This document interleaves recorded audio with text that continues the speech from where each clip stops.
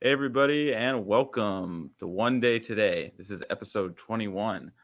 So glad you are joining us. There's obviously a lot going on in the world right now, and we are having so many amazing people just share, you know, to share their new experience of the world and where what we can create in this opportunity for connection. Like the way I see it, is there's never been a bigger opening for community and for collaboration and connection.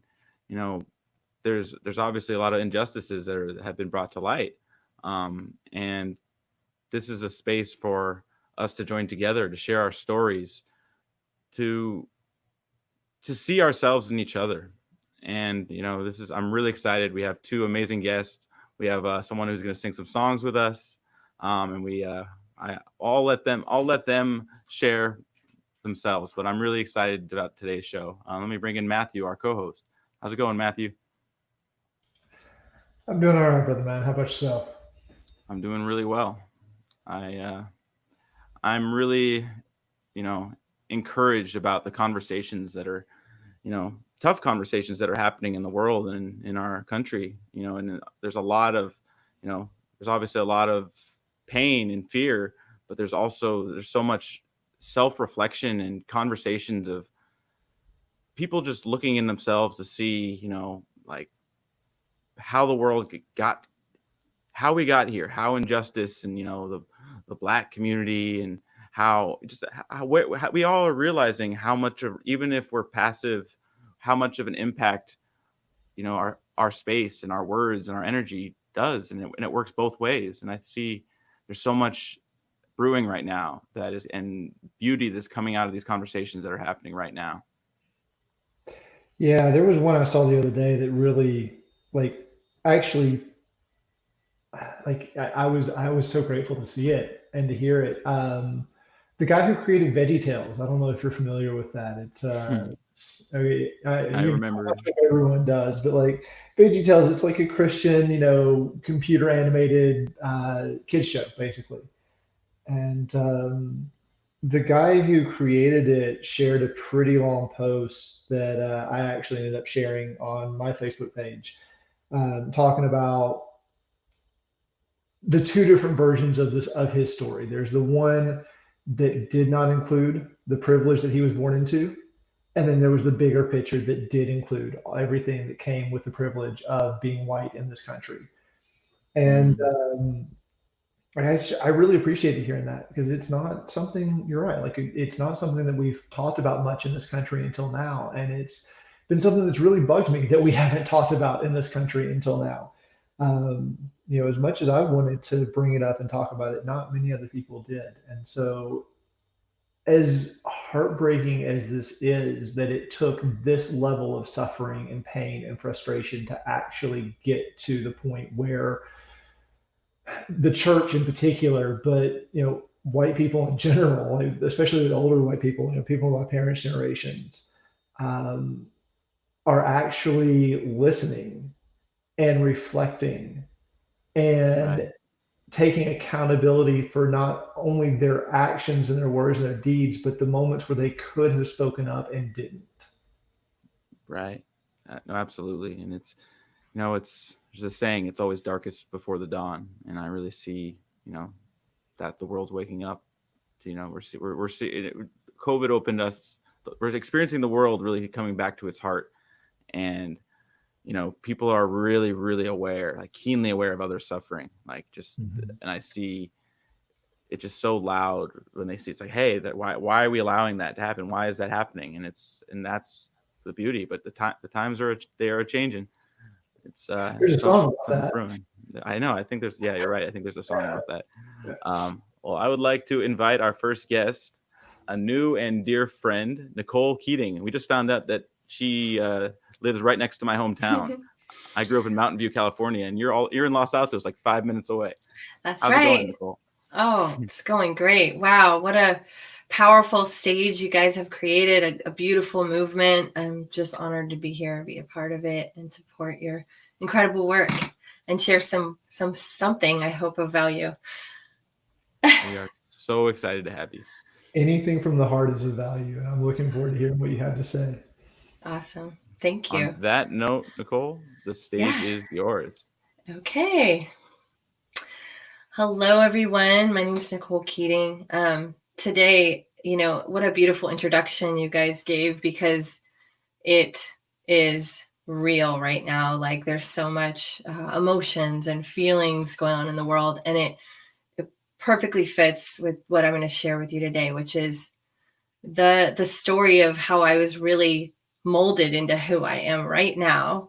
And it has to do with deep, deep loss of connection and then finding connection again. So this is so powerful, the timing of this, because it's been 10 years almost to the date since the day that I came home from a friend's house and laid down on the couch after a fun night of playing cards and a little bit of drinking and a lot of fun. And I laid down on the couch.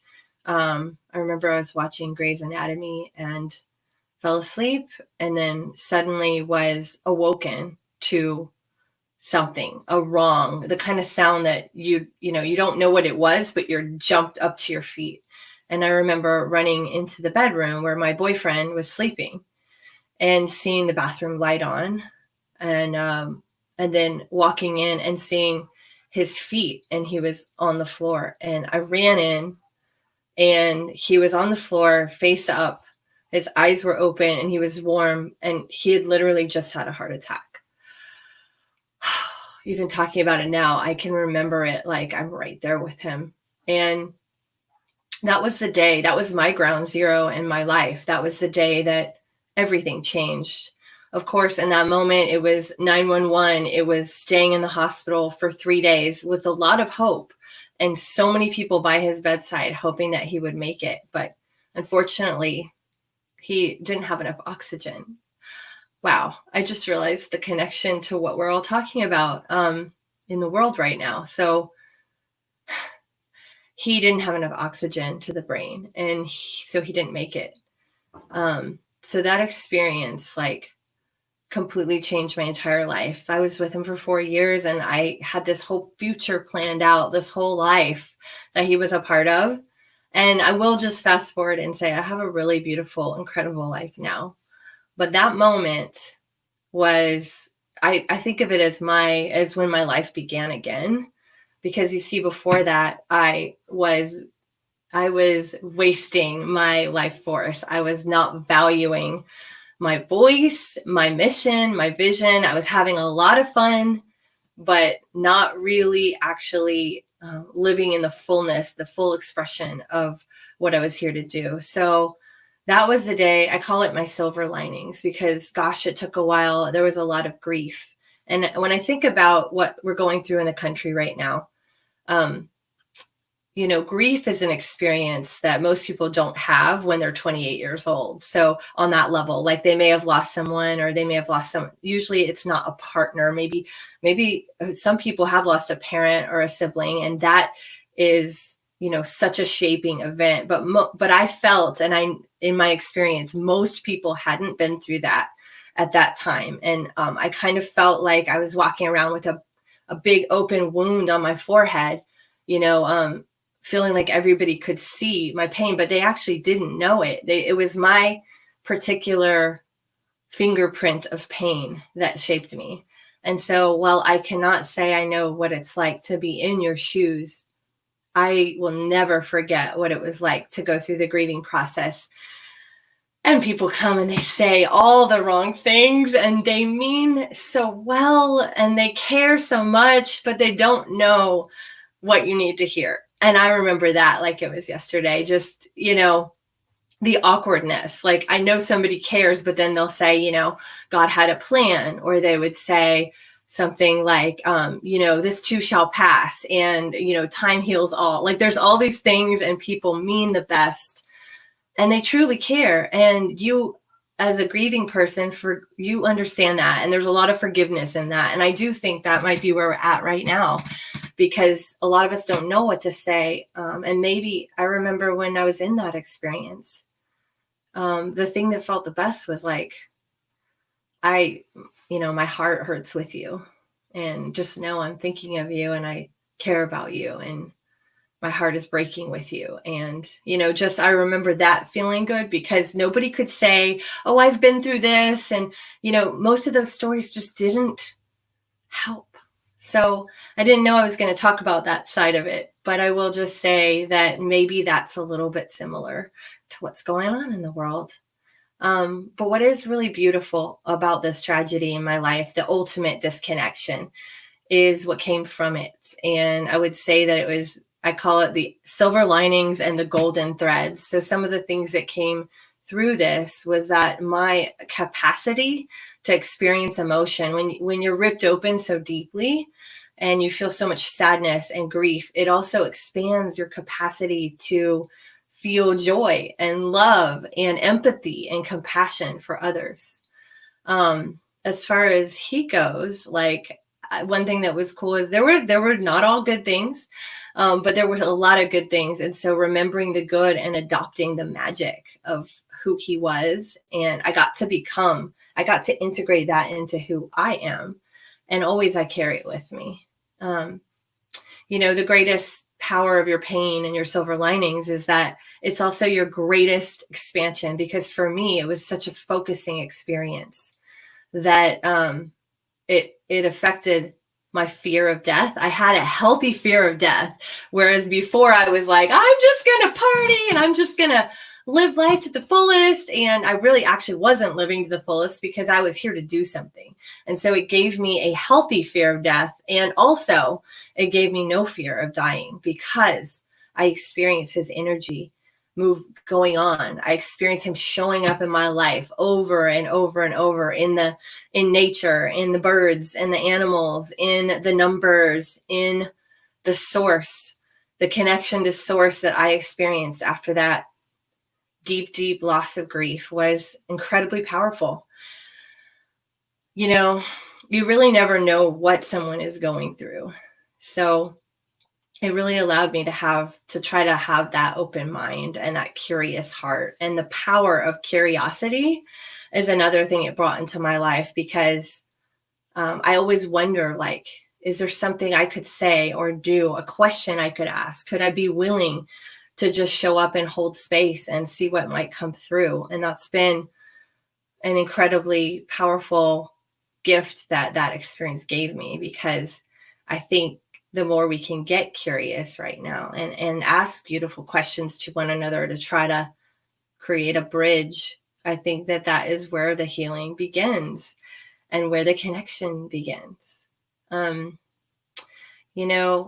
I have to say, another thing that I've learned is that the further we get away from our source, so whether source is God for you, or nature, or the universe, or just that feeling that you have when you're in flow, when you're in the space of beauty and love, when you're in that space, I feel like it's a barometer to how well we're doing, whether we're, how close we are to that flow, to that love, to that experience, or we know when we're further away, when we're doing things that are destructive, when we're in a place of hate or rage, or, holding back, or a space of gossip, or anything like that. It's one of those things that is a barometer for our lives, which is actually why this whole experience allowed me to create what I'm working on now. And after all that happened, I created a podcast. It was called The Art of Epic Wellness. And the reason I did that was because I saw a space, a gap, like there was information that was not being shared. And it was, I think, that curiosity, that the ability to go to the source, to find the thread, to pull the golden thread, to ask the questions, and really, really want to understand. The ability to do that came from that whole experience. The desire to deeply want to know connection again. And it comes from being completely disconnected, to being down on the floor, on your knees, on the bathroom floor crying in that spot where I lost him. That was like my ritual. Me and my cat for years. And, it took 2 years really to fully move through that experience. And so I do think collectively we are going through an incredible, massive up level. And for us to be in alignment with our highest mission and vision, we have to let the light shine on those things, those ugly parts, those hard parts. We have to have those. We have the opportunity now to have those conversations. But I just say that we need to have them with love. If we can have those conversations in an honoring way, with love, with respect, there's a power in that. So anyway, in closing, I just want to share something I've been working on for a long time. It's called the Sovereign Source series. So this is now my newest expression of bringing connection and building a bridge that we can all stand on together. It's a free summit that I've created. So we're talking about all the hard things. We're talking about financial sovereignty, financial freedom. We're talking about the great awakening that we're in. We're having hard conversations. We are going to be talking about what's going on in the world. We're going to be talking about 5D and 5G and immunity and all those things that we're wondering about. So I just want to share that with you guys. And I think that it feels really good. I feel complete, and I hope this was valuable. And remembering the next time you're going through something really hard, that it is your silver lining, that it is your golden thread. It is your opportunity to go into the deepest pain and have the largest expansion that you're here to have in this life. Thank you so much. Thank you, Nicole. Thank you so much for sharing all of that. That was really inspiring. I'm curious. So, I mean, you've obviously been through a lot to get to this point where you're at a place where you can contribute and you can do all the work you're doing. At what point did you recognize, the silver lining in hard times, in tribulations, in your trials? Yeah, I mean, I think that it's interesting that grief is something that you go through alone, but you're also not alone. It's like people are there, they're loving you, they're doing whatever they can. Some angels were there for me, for sure. Like somebody just paid my rent anonymously because I suddenly half of the income was gone and I had to move out, and they thought it was a really great place for me to be able to stay an extra month or two. And they just did that. Like there were so many angels that showed up. And as far as like the silver linings, it's like just recognizing the kindness of people as like generally the heart and the kindness is what's underneath it. Even if someone is hurting, even if someone's struggling, I think that every time something hard or bad happens, that's where I go. I've rewired my mind to think, what is underneath this? What's going to be coming from this? Instead of just like, this is horrible, I'm a victim, this is awful. Like even the situation we're in right now in the world, I think so much good is going to come from this. And I actually trust that, because in my life, every time I've experienced really hard, really big challenges and loss and grief and problems, there's always a silver lining. There's always something incredible that comes from it later, even if it's a year later, even if it's a month later, there's always something. And so I think that I have that trust now, if that makes sense. Absolutely. Yeah. Absolutely. There's so much in what you just said. It's very powerful. Recognizing that, and it's like, I've spent a lot of my life being in that victim chair. Woe is me. It's so hard, and there are times that are really hard, but it's when we're living in that world, everything that's possible. There's no possibility. It's we're living in survival. We're living in trying to be enough to be just. It's the paradigm is it's hard to break. It's hard to see a way out from the bottom of the hole. Yes, it really is. I mean, I think there would be times where I feel like wanting to give up, but then I think for me, one of the things that's been really healing, and I find it really healing right now, is nature. I'm very blessed to be in a little cottage, and there's a creek behind me, and one day I saw this big snowy egret just fly down the canyon. It was like absolutely breathtaking. And a couple of days ago, there was a little deer family. So like, walking in the creek together. And it was like, it's like, no matter what's going on, like we can look to nature. We can look to our environment for like some stability and some trust. Like the sun is still coming up. The grass is still pushing through the earth, right? The lemon tree in our yard is still bearing fruit. So there's still these like beautiful grounded things happening in nature.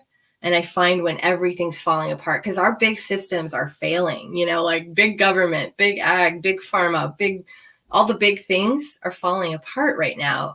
But there's still just looking for those sources of inspiration and stability are really helpful. And remembering that even, I have had reach out to a couple of my friends of color and just said, I love you. I'm here. I don't know what else to say right now. And it's okay to be honest about that. But just to let people know that you care. That's really important right now.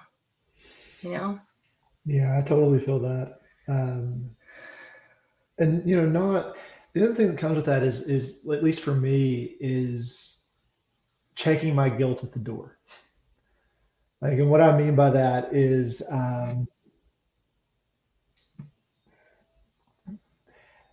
guilt is a choice to me. Like I can play that game or not. And reaching out to someone simply because I'm feeling guilty is not loving to them in my experience. Like that's just putting the guilt on them. Yeah. And so, yeah, that's actually someone at your door again. I heard them knocking earlier. Is that my door? I think it is, yeah. Okay, I'm so sorry. I'm like, I don't know who would be knocking right now, but clearly I'm not answering. So maybe I should check real quick. Yeah, like we can just go into the next segment and like we can come back and ask questions at the end after Kristina if you want. Okay, I would love that. I would love to continue the conversation. I'm so sorry about that. Thank you for sharing, Nicole. Okay, we'll check in with you in a second. Okay, great. And thank you all who are tuning in. This movement isn't possible without all of you sharing your stories. We want to invite you and encourage you to share who you are, share your testimony, your gifts, your talents, your passions. Those are the things that contribute to us all. And when we show up to ourselves and are able to show up in community and contribute to each other and collaborate, that's when the possibilities are endless. And that's what this part of what we're striving to do in this space. And we want to invite and encourage you, so feel free to go to our website, onedaymvmt.org. You'll see opportunities to get involved and to join us on the stage here. But our mission here is bringing you and I and communities together in joyous celebration, unifying humanity in our diversity to create a better world for us all. So again, we encourage you, please join us and share your story with us. I'd like to now, we have another guest. Matthew, would you like to introduce? Yeah, so this is actually a bit of a treat for me. Kristina is a dear friend. We've known each other for years now, and I really appreciate having her input and just her presence in my life in those moments where it happens. Not sure exactly what all she has planned for us today, but I know she's going to sing at least one song and maybe talk a bit, and then we'll see what happens after that. But Kristina, hi. Hi. Welcome, Kristina. So happy to have you. Yeah, thank you. Thanks for the invite, Matthew and Abram. Wow, yeah, it's a really neat thing you guys are doing. I hope you can hear me okay. Yeah, I think I'll just sing. I'm here on Salt Spring Island in BC, Canada, and I just really appreciate all of your words so far. It's just such it's a heavy time, and it's a complex kind of, there's just so much. And for me, it just feels like the thing for me for at least the last number of days that's really coming up is just there's just so much pain everywhere on this planet. Like there's in every facet of every part of all of this that's going on and other things that are going on is there's a lot of pain. Like a lot of people are working through a lot of pain. And without I liked what you said, Matthew, about the guilt thing, because it's like I do carry a lot of that, and it's important to leave it at the door. I think sometimes while still carrying a good amount of compassion, um, and um, at the moment, it even though I'm talking a bit, it feels like this song that I wrote a couple years ago. It's called "Silence Cries," and it feels just like there's a lot of talk lately about just listening and being quiet and anyways, I could get into that, but I'm just gonna play the song. All right. Well, we'll let you Can't have the wait. stage and kick back and listen and enjoy the show. Okay.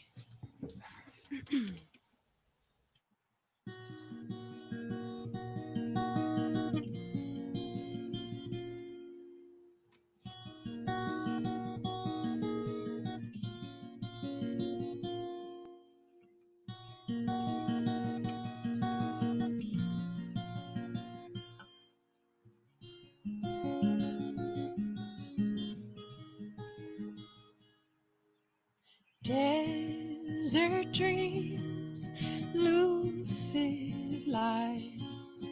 Hang your head, another day gone by. Weary heart, alone again.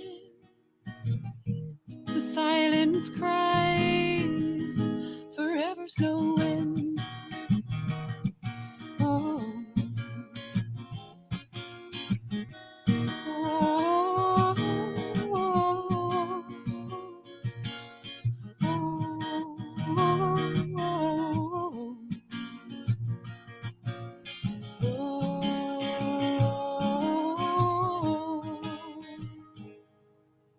Take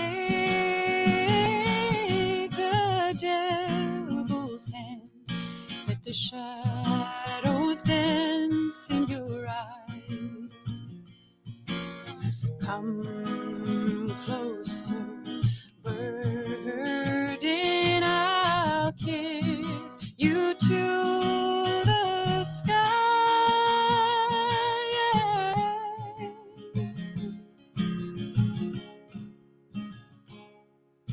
Set me free, soar above the trees. Set me free, let the wind carry me.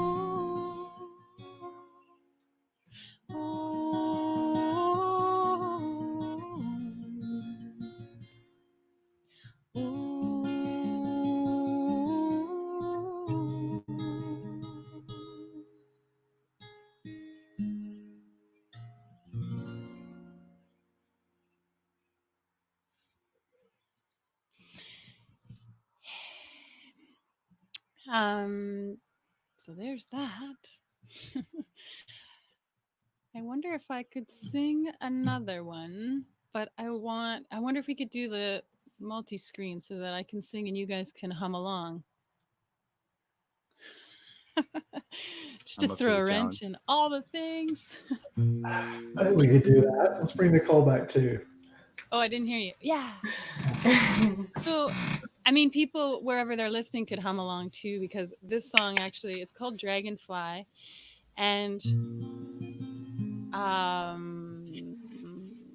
the beginning of it is just me singing to like this drone note, which is really hard to do with a guitar to just keep playing the note. So I get it. it's really neat if everyone can hum this note. Amazing.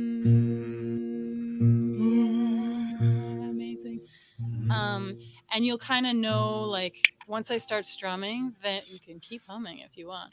But that's when the song kind of starts, and you can sort of fade out there, and then you can come in at the end again too if you want. But just at the start where I'm just singing with nothing, that's really helpful, and it nicely goes in line with the let's all support each other and come together. And music is such a powerful way to connect and to heal and to come into our hearts, because it's often a place of vulnerability.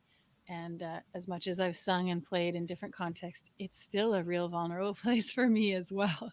And so being supported in it and singing together is just such a beautiful thing, which is what I'm working on in my life at the moment too, with community singing groups and bringing singing and music to little babies and toddlers and their parents. And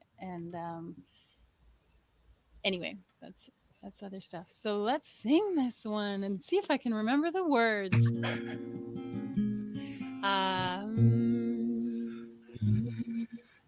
Yeah, let's all sing that note. Hum. And just keep going. And when you need to breathe, just breathe and then keep going.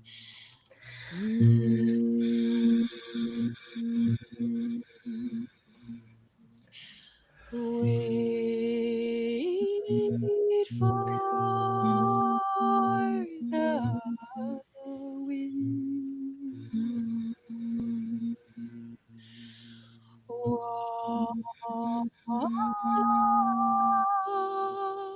as a new day begins.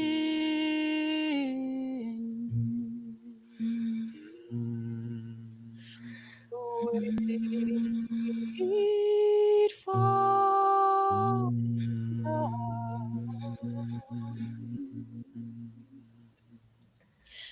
watch as your heart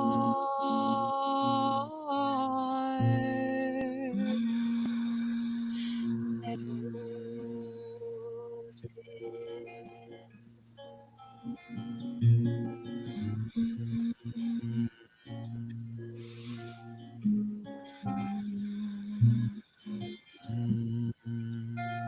Gently does the dragonfly hover across the forest floor,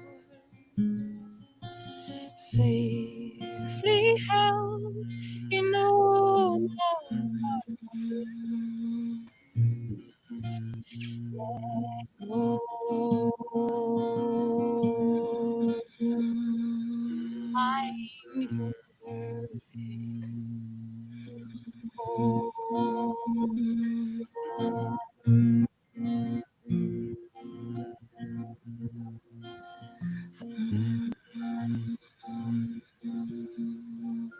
The ferns and the fiddleheads mark my path. Movement sees a still reverie. Dragonfly, she hears me.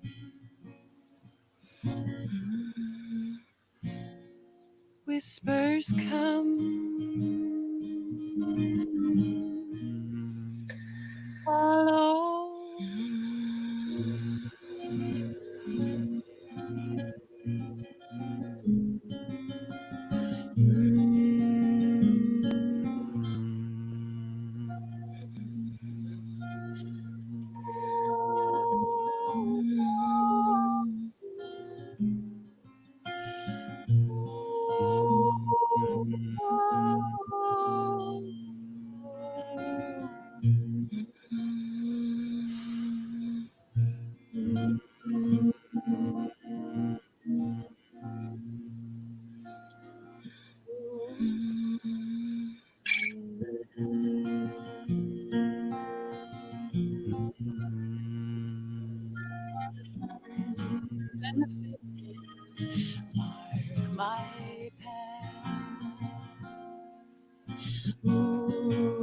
and sees a still reverie. Dragonfly, she hears me. Whispers come, follow me.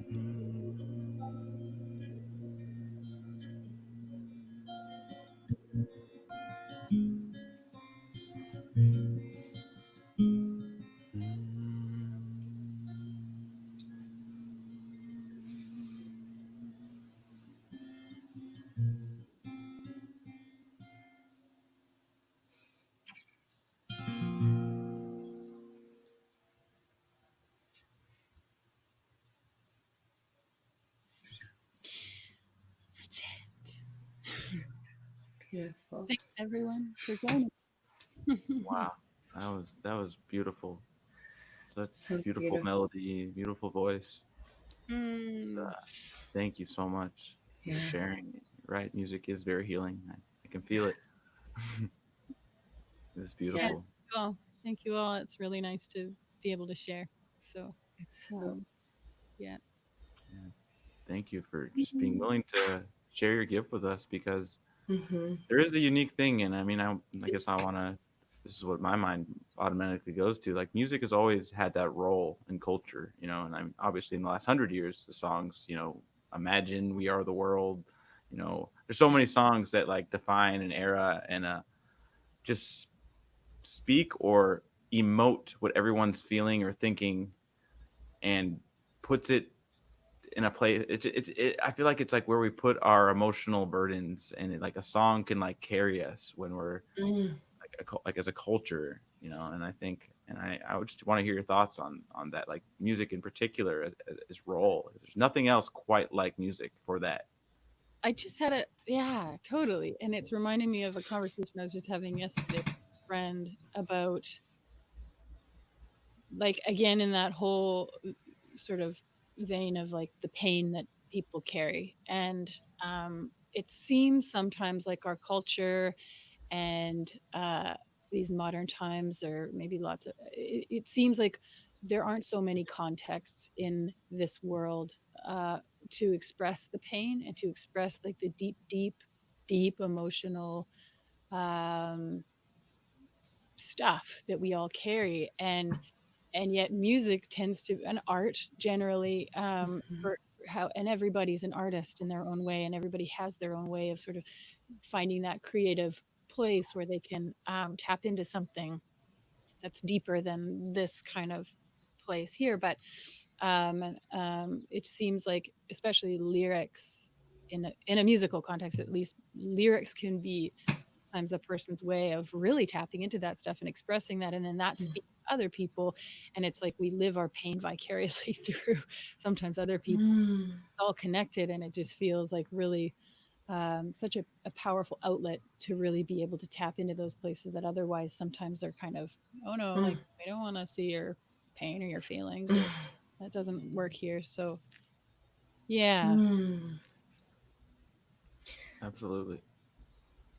Like Yeah. you were talking about before, you're saying about, it's that vulnerable space, and like it's a place that's comfortable to be vulnerable. And one of the things, like for me, something that like one musical genre, I mean, especially just in America's culture, is the blues. And the whole, I've blues is what brought me to play music when I began. And I think it was because just the deepest, rawest emotions that these people are expressing, it feels so appropriate nowadays, because the blues came out of such a particular, specific context, and people were, you know, there's a lot of suffering, but they were separating themselves from their suffering. They're like taking their situation, Mm. and it was like, I've used this term a lot. It's like you're making diamonds and pearls out of people. It's like making this ugly, horrible situation and making it beautiful, transcending that pain and turning it into something beautiful. And that's what Mm. amazes me about art, but the blues in particular is just like how it's this process of when we separate ourselves from our troubles, we put it over here, we sing a song about it, we look at it, it doesn't belong to us anymore.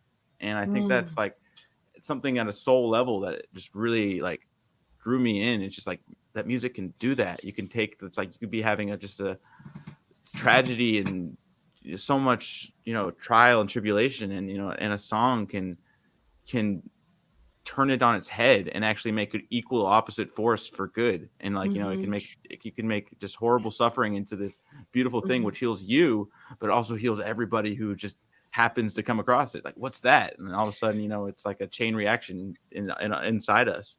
Yeah. It's totally like I'm almost like visualizing this song, and it has all of this multi dimensions. It has the ability to carry, it's almost like full of cells, and it can carry all the pain at once. It can carry all of the spectrum of the emotion. It almost feels like it's like its own medium in which to hold something.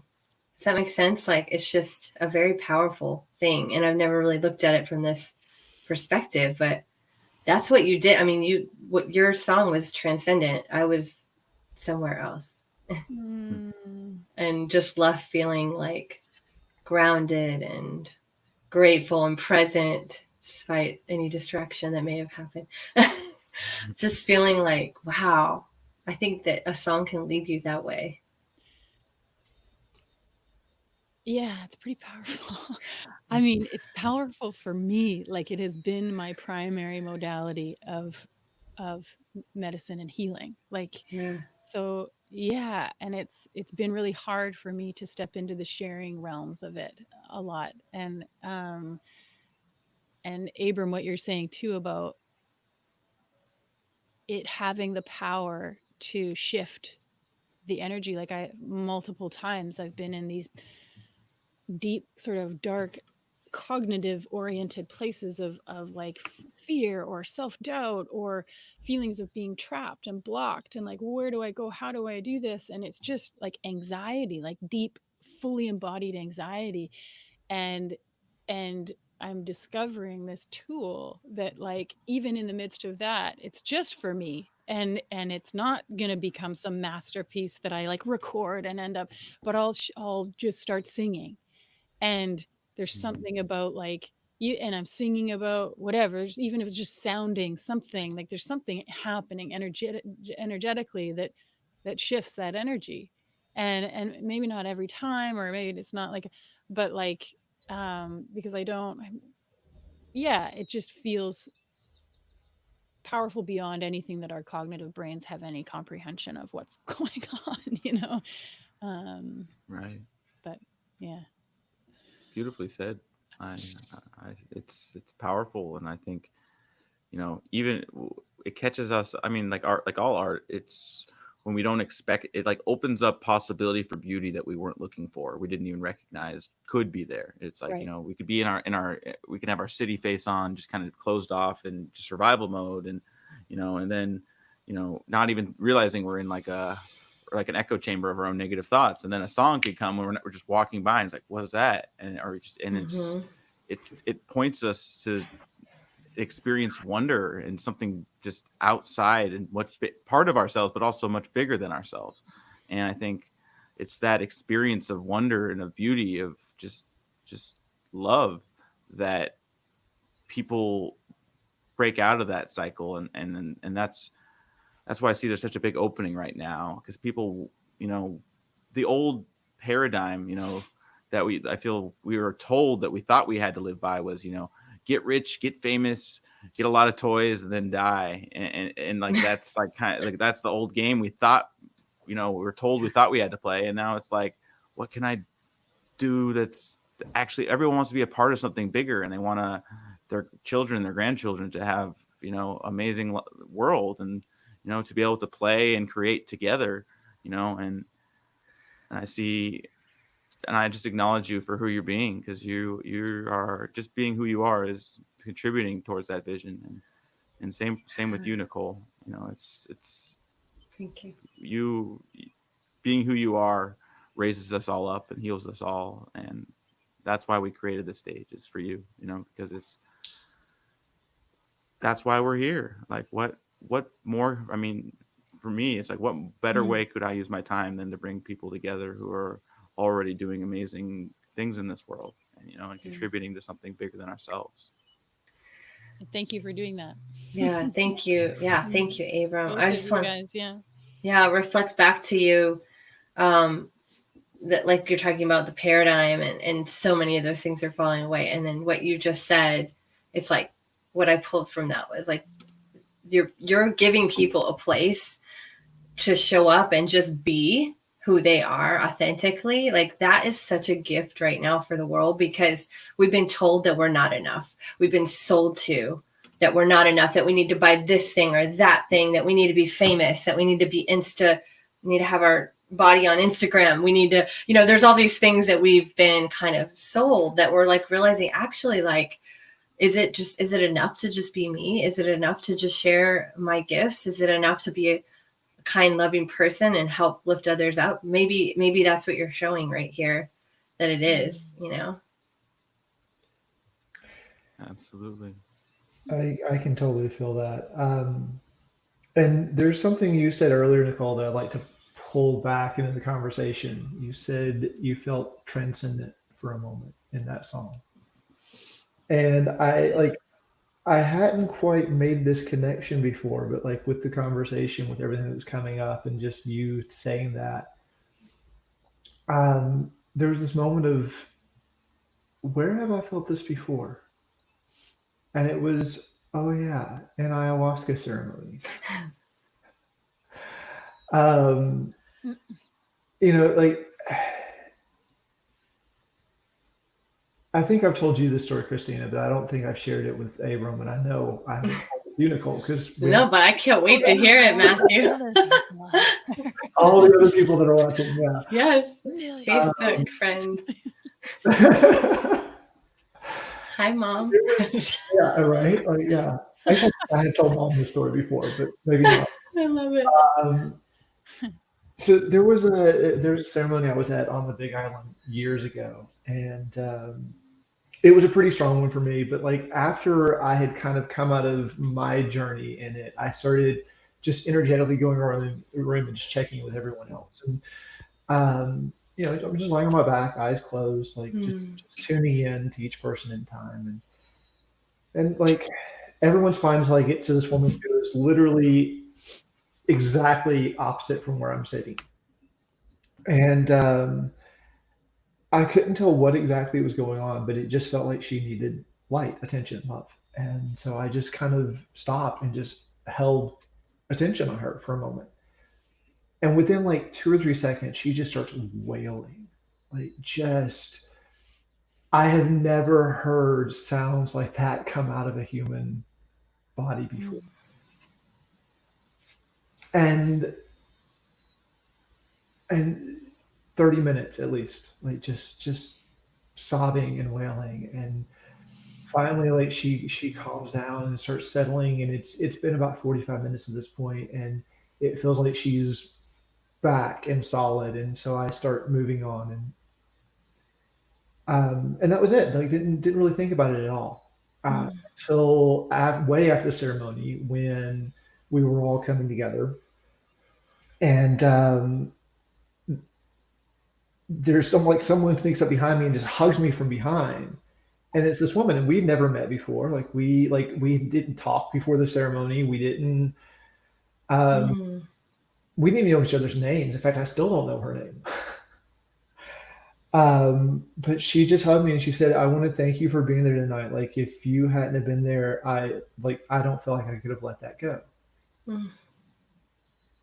And it was in that moment that I realized what had happened. Like, literally, like, all the pain of all the rape and silence, and, you know, just everything that had happened to women over the years had just come flooding out of her, basically. And like, that's what it feels like music can do as well. Like, it can connect us to that place and just allow that emotion to come out and transcend our mind, transcend anything that is holding it back and keeping it from just being felt fully in the moment. Yeah. And I love that. Like I've never quite made that connection before. Mm. Um, that's what music can be. It can be the tearing down of the walls that prevent us from feeling fully. Yeah, I feel like, gosh, that's a beautiful story. I was just gonna say, like, it almost feels like, you know how water over time just can carve this path, can like offer this place to, if you're talking about like alchemy, like air, fire, water, like the water is what holds the emotion. And I almost feel like music can be like water. It's like this amazing conduit, and it can carry as much as you need it to carry. So I really just want to say, Kristina, like, yeah, just really incredible. And I just loved that was a real gift to witness you and to be to be in that with you. Thank you. You're welcome. That was amazing. Everything everyone just said, and the music. I really, I want to before we close, I want to ask both of you. This is what we've been asking all of our guests lately. About what does one day mean to you? And I asked this question, because this started as just this vision just kind of birthed itself. It occurred to me that one day was when people say the words one day, they mean the future. Someday this I'll be happy. One day we'll have peace. One day I'll talk to my uncle, or one day, whatever. But it's like we always put it in the future and thereby avoid responsibility for it. Actually, the only moment we actually have is right now. And, that's why our tagline is one day is today, because the future that, the future that we cause is the future that we create right now. And I just want to ask both of you, what does one day mean to you? And I'm just doing the order of the guests that you went on. So I'll ask that to you first, Nicole. What does one day mean to you? Well, I absolutely I love what you just shared about it. And I would say that absolutely. I mean, when I talked about what I shared before about this incredible paradox that like loss or grief or death has this like ability to focus you on showing up right now. So yeah, to me, it is, there's no time like the present to be yourself, to show up, be authentic, vulnerable, kind and compassionate, and towards yourself as well as others. Because one day I feel like it's an expression that we are all connected, and that does matter. Your voice matters. Yeah. Thank you for sharing. How about you, Kristina? What does one day mean to you? At the moment, just what's coming up is that,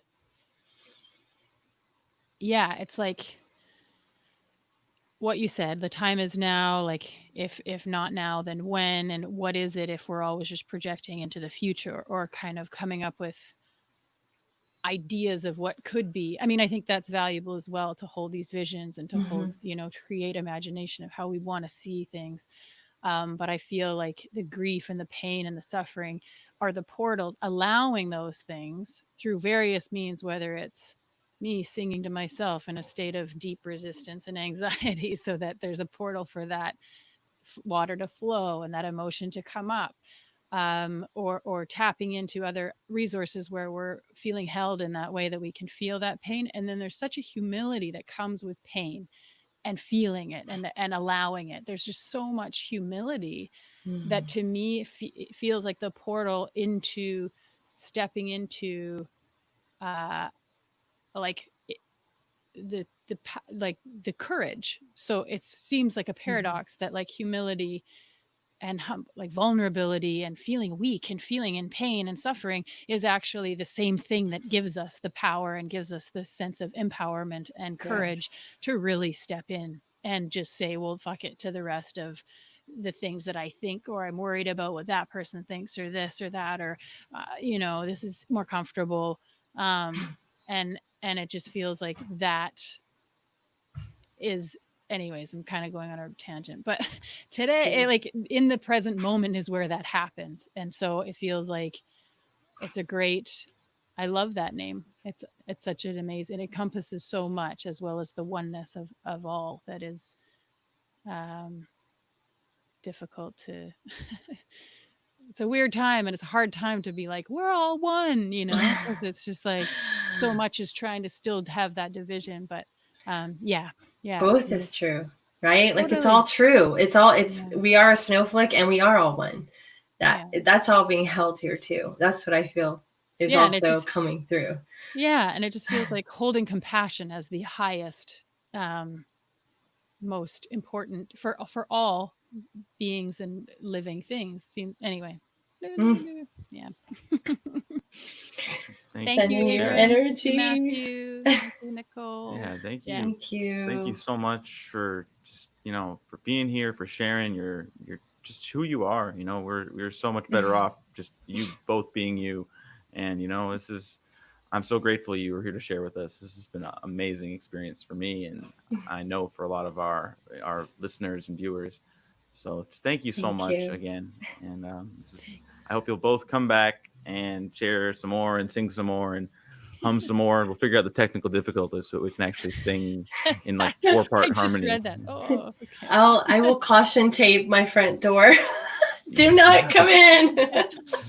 Well, we could have them come in too. He could share too. Yeah. Oh my goodness, right? It's so funny because all the things I'm talking about, I had to like really practice. I was like, wow. But it's beautiful. It's all beautiful. It's all here. You said it. It's true. Well, thank you all so much. Thank you again for sharing.